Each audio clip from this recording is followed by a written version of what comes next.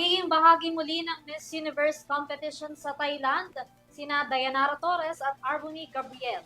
Yan ay matapos ang naging anunsyo ng MU organization. Kung anong magiging papel nila sa Coronation Night, alamin mula kay Sam Marcos. Opisyal nang pinangalanan ang dalawa sa magiging commentary host ng nalalapit na 74th Miss Universe 2025 competition.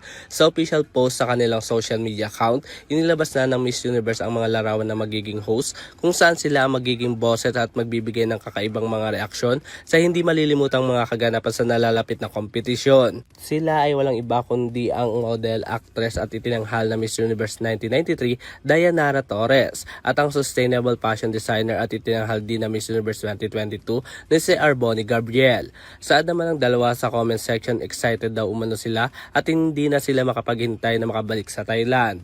Samantala magaganap naman ang preliminary competition ng Miss Universe at National Costume Competition sa darating na November 19 at ang Grand Coronation naman sa darating na November 21, 2025. Para sa EuroTV Showbiz Balita, ako si Sam Marto, sumasaludo sa bawat Pilipino.